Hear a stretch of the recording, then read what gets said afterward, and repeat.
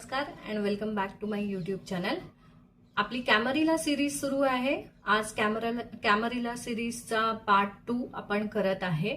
So आज आपण बघणार आहे कशा पद्धतीने आपण 5 मिनिट्सच्या टाइम फ्रेम वरती इंट्राडे सेटअपसाठी कॅमरिला कसा यूज करायचा आहे, कुठे बाय करायचं आहे, कुठे सेल करायचं आहे, टार्गेट्स किती घ्यायचे आहेत आणि कशा पद्धतीने ट्रेड मॅनेजमेंट करायचंय इंट्राडे ट्रेडिंग मध्ये सक्सेसफुल होण्यासाठी युझिंग कॅमरिला. ठीक आहे. सो आजचा टॉपिक हा आहे की आज मी एक स्ट्रॅटेजी डिस्कस करणार आहे युझिंग कॅमरिला पिवोट्स आणि इंट्राडे चार्ट वरती तुम्हाला डेमॉन्स्ट्रेट करणार आहे कशा पद्धतीने आपण ती वापरायचे.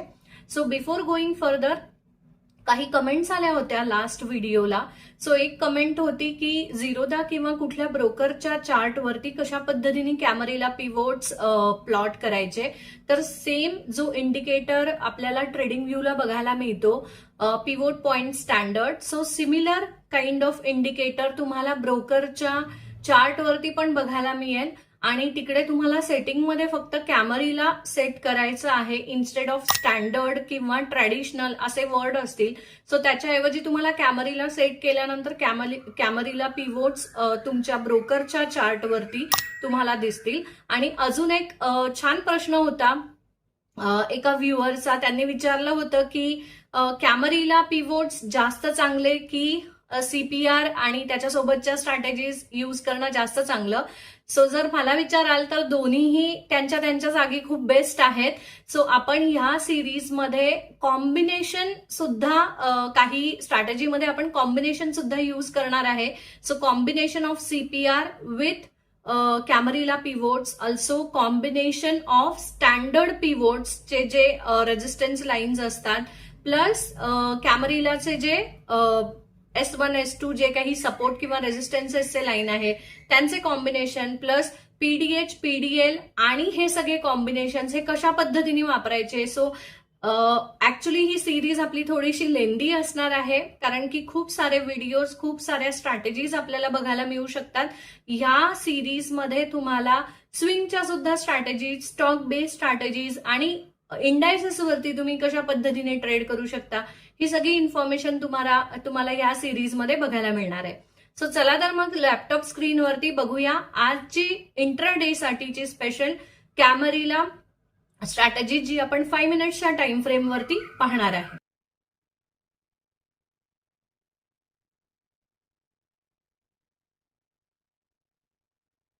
Just a second. ठीक.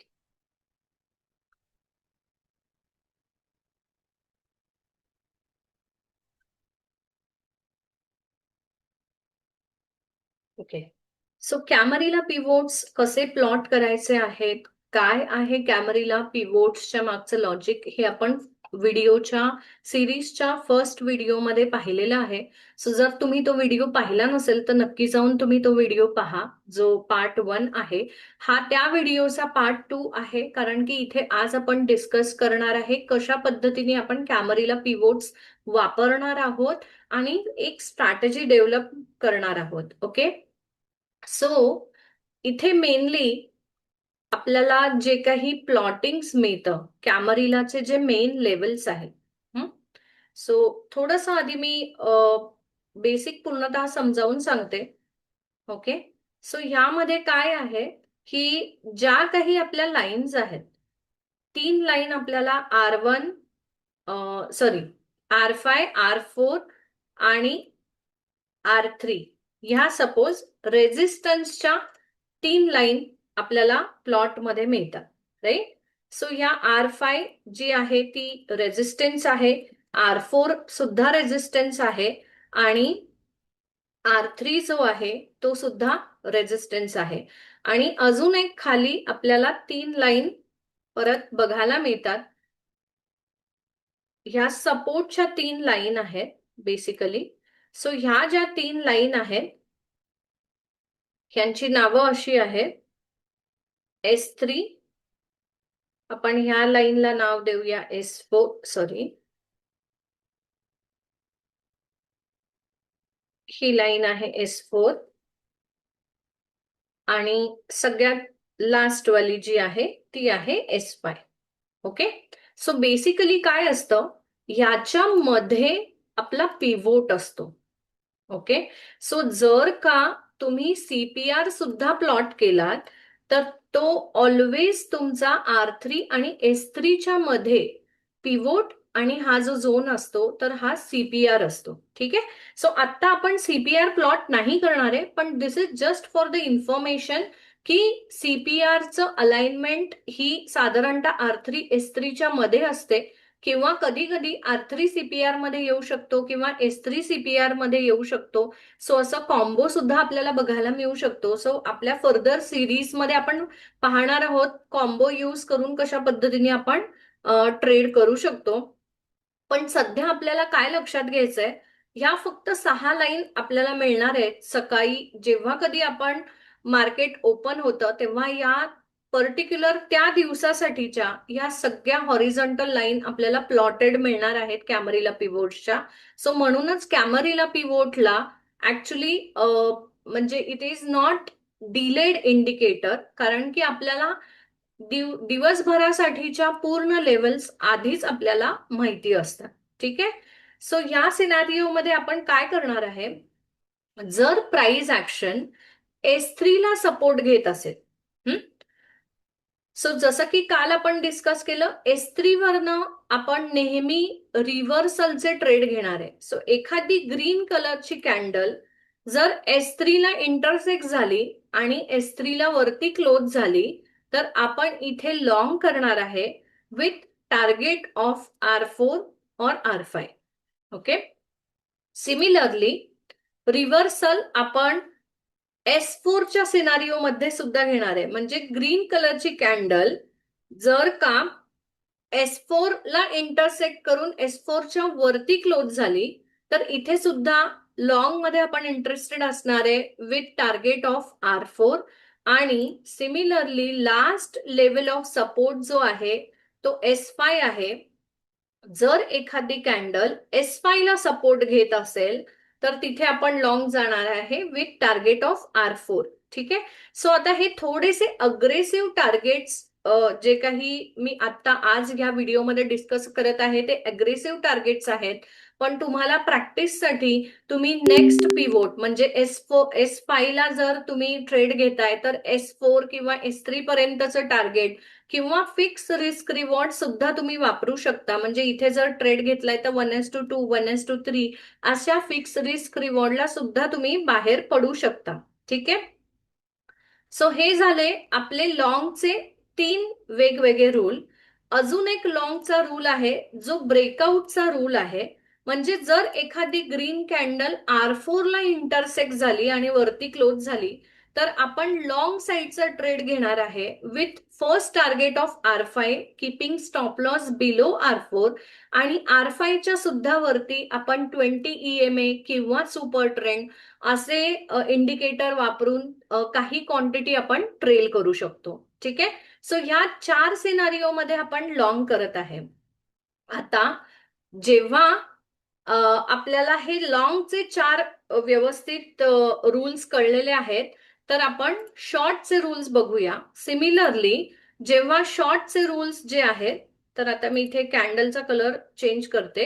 सो रेड कलरची कॅन्डल R5 ला इंटरसेक्ट करून ओके R5 च्या खाली क्लोज झाली तर इथे मी शॉर्ट करणार आहे कीपिंग स्टॉप लॉस अबाव दिस कॅन्डल आणि टार्गेट आहे S4 किंवा जसं मी म्हटलं की रिस्क रिवॉर्ड सोबत किंवा नेक्स्ट पिव्होटच्या सुद्धा तुम्ही टार्गेट घेऊ शकता. सिमिलरली R4 ला इंटरसेक्ट करून जर कॅन्डल खाली क्लोज झाली तर त्या सिनारिओ मध्ये सुद्धा इथे आपण रिव्हर्सल ट्रेड घेऊ शकतो. आणि सेम R3 ला सुद्धा त्या कंडिशन मध्ये इंटरसेक्ट होऊन कॅन्डल खाली क्लोज झाली तर आपण शॉर्ट ट्रेड घेऊ शकतो आणि सगळ्याचे टार्गेट्स आपले S4 असतील. हे 3 जे काही कंडिशन आहेत या शॉर्टच्या आहेत. सिमिलरली S4 ला सुद्धा इंटरसेक्ट करून जर कॅन्डल खाली क्लोज झाली तर आपण हा ब्रेकडाऊनचा ट्रेड घेणार आहे. कारण की जसं काल आपण म्हटलं लास्ट व्हिडिओमध्ये की S4 आणि R4 ह्या ज्या 2 लेवल आहेत त्या ब्रेकआउट ट्रेडिंगसाठी वापरल्या जातात. म्हणजे इनिशिएटिव्ह ट्रेडर तिथे एंट्री घेतात आणि तिथे टार्गेट आहे S5 फर्स्ट टार्गेट आणि फर्दर तुम्ही ट्रेल करू शकता तुमचं target with respect to 20 EMA किंवा सुपर ट्रेंड असे इंडिकेटर वापरून तुम्ही ट्रेल करू शकता. ओके, सो हे 4 रूल्स आहेत शॉर्ट जाण्यासाठी, 4 रूल्स आहेत लॉंग जाण्यासाठी. आता थोडंसं आपण एक्झाम्पल्स कडे जाऊया आणि मग मी तुम्हाला चार्ट वरती दाखवते कशा पद्धतीने आपण थोडंसं बॅकटेस्ट करून बघूया ही सेम स्ट्रॅटेजी. सो हे फर्स्ट व्हिडिओमध्ये मी एक्सप्लेन केलं होतं. H4, L4 म्हणजेच R4 आणि S4 या ब्रेकआउट च्या लेवल्स आहेत. आता तुम्ही म्हणाल की ब्रेकआउटच्या लेवल्स आहेत, पण मग इथे रूल प्रमाणे आपण रिव्हर्सल सुद्धा घेतोय, ब्रेकआउट सुद्धा घेतोय, बट इट डिपेंड्स अपॉन की कुठल्या टाईपचं कॅन्डलस्टिक पॅटर्न फॉर्मेशन होत आहे. कारण की काय होतं, कधी कधी R4चं सुद्धा रिव्हर्सल येऊ शकतं, म्हणजे फॉल्स ब्रेकआउट होऊ शकतो, किंवा आपल्याला इथे हॅमर लाईक स्ट्रक्चर बघायला मिळू शकतं, इन्व्हर्टेड हॅमर लाईक स्ट्रक्चर बघायला मिळू शकतं, की जे आपल्याला रिव्हर्सल घेण्यासाठी जिथे कन्व्हिक्शन आपल्याला मिळू शकतं. सो R4 ची ही एकमेव अशी लेवल आहे, आणि S4 in fact fourth level of Camarilla ही अशी आहे की ती आपण ब्रेकआउट सुद्धा घेतो तिथे आणि रिव्हर्सल सुद्धा घेतो. आणि अदर टू ज्या काही लेवल्स आहेत, म्हणजे थर्ड लेवल आणि फिफ्थ लेवल, ह्या युजली आपण रिव्हर्सल साठीच वापरतो. आणि फिफ्थ लेवलचा अजून एक वापर असा आहे की ती ब्रेकआउटच्या टार्गेटसाठी सुद्धा वापरली जाते. आय होप एवढं क्लिअर आहे. थोडासा व्हिडिओ आज मोठा होणार आहे, कारण की आपल्याला ही जी काही स्ट्रॅटेजी एक्सप्लेन करायची आहे तर थोडासा वेळ लागू शकतो. सो ही ऑलरेडी पीपीटी आपण बघितलेली आहे लास्ट व्हिडिओमध्ये.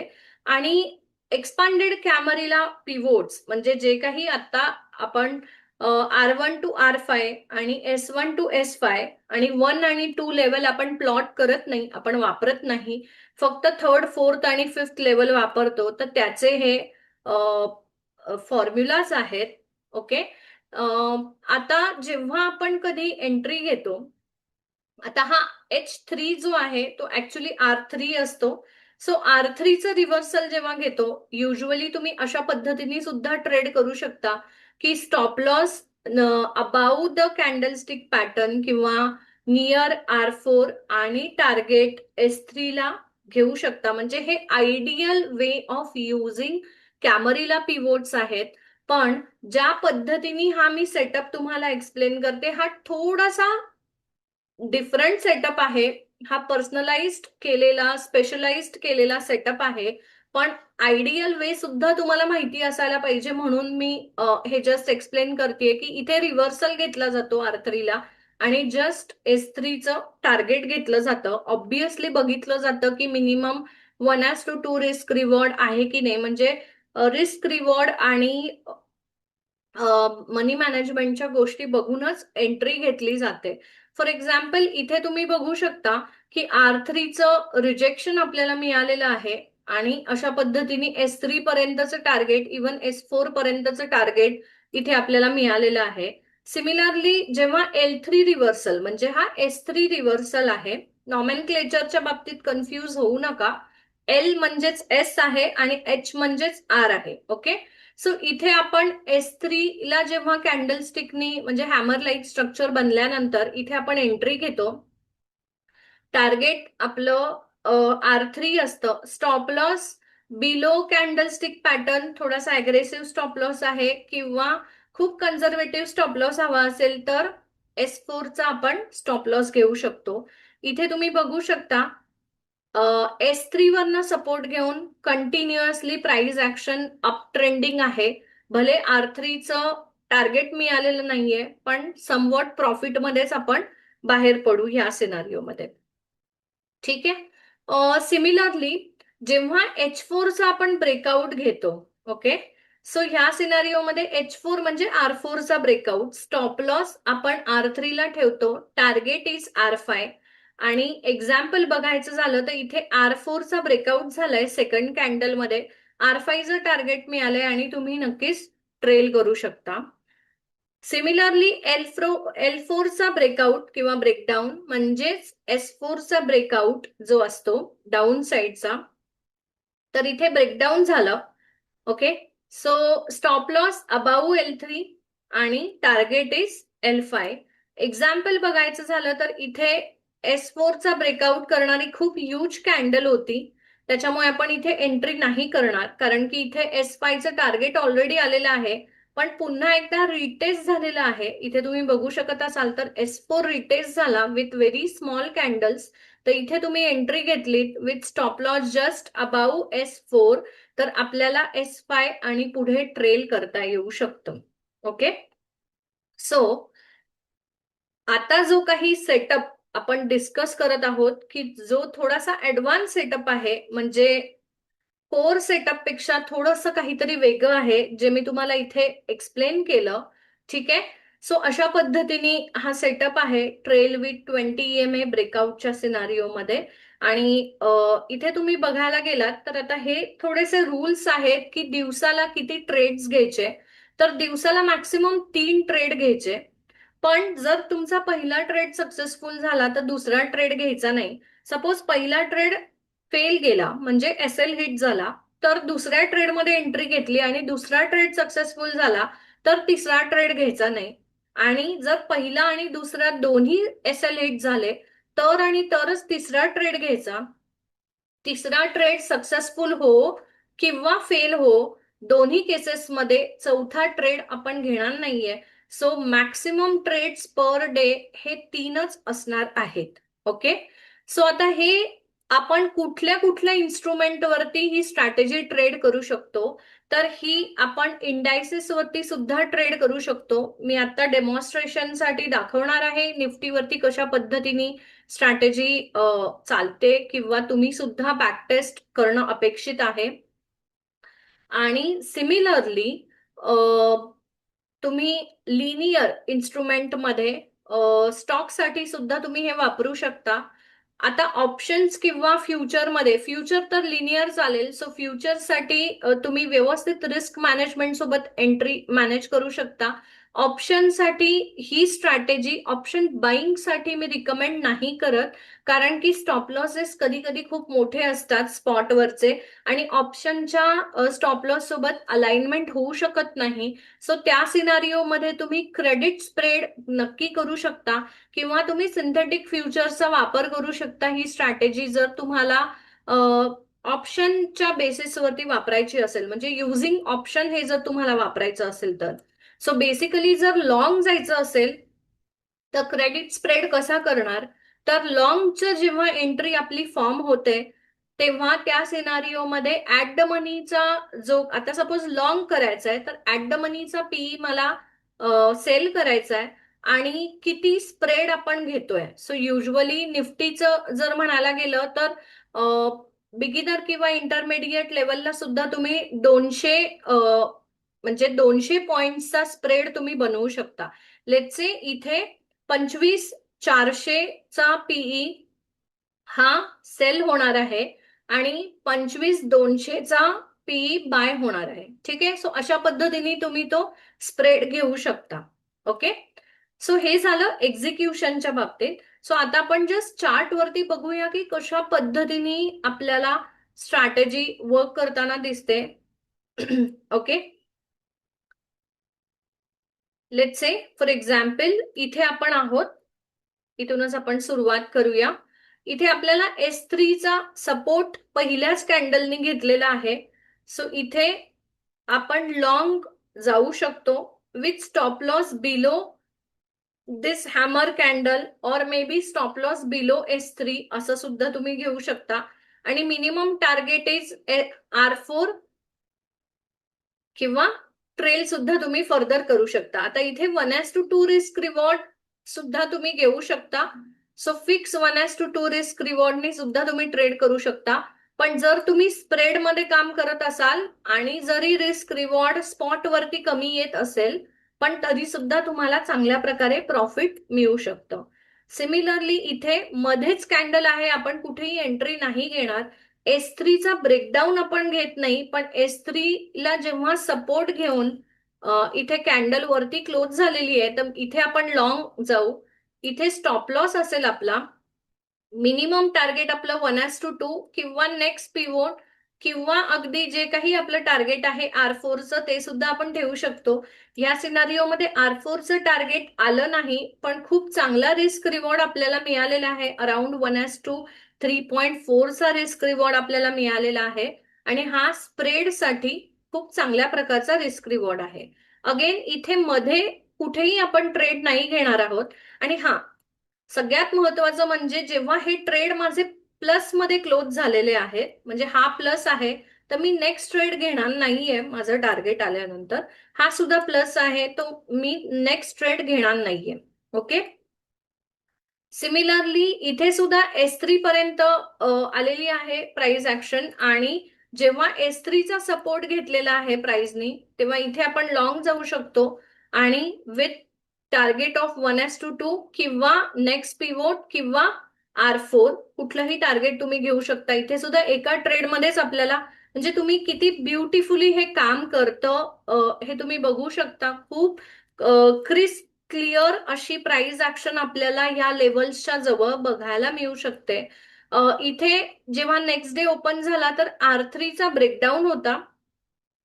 सो इथे आयडियली आपण लगेच शॉर्ट जाणार आहोत 9:20 ला, keeping stop loss above this candle.